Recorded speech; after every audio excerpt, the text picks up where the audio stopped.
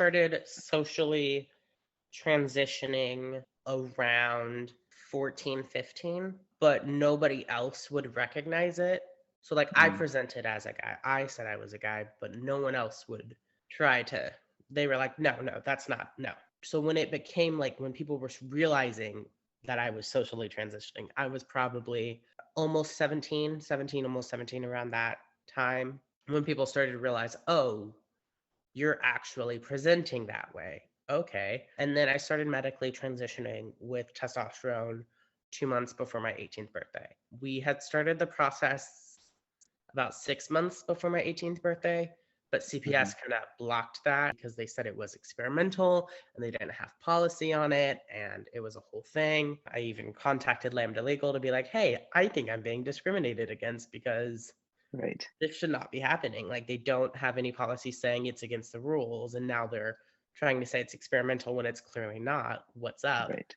Finally, after a bunch of people quit, they got to like the regional director, and the regional director was like, why hasn't this been started? Like, they have a Right. psychiatrist note, they have a therapist note, they Right. have lawyers that they have contacted. Like, Right. why are y'all not allowing this?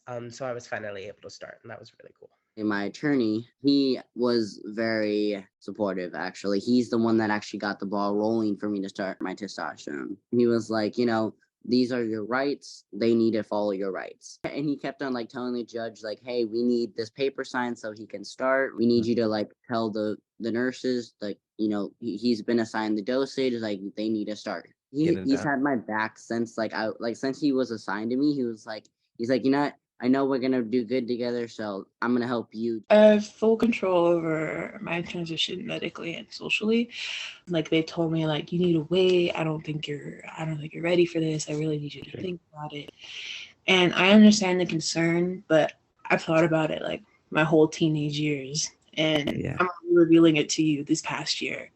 And at some point I just had to just do it myself. And like I still haven't told my family that I'm gonna start testosterone because I Mhm. knew that's going to spark a big conversation of whether or not I'm ready, of whether or not I'm going to regret it, and how Sure. they think I can do it or go through with it. And Mhm. and that's why I don't really include them in my medical decisions anymore.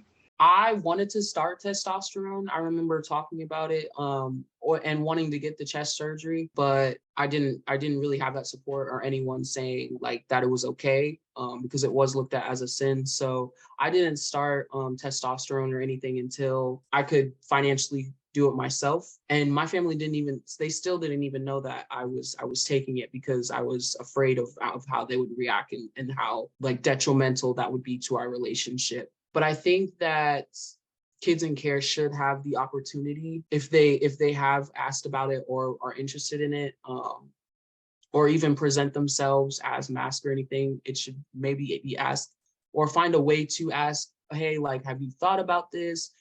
If so, here's some resources or anything.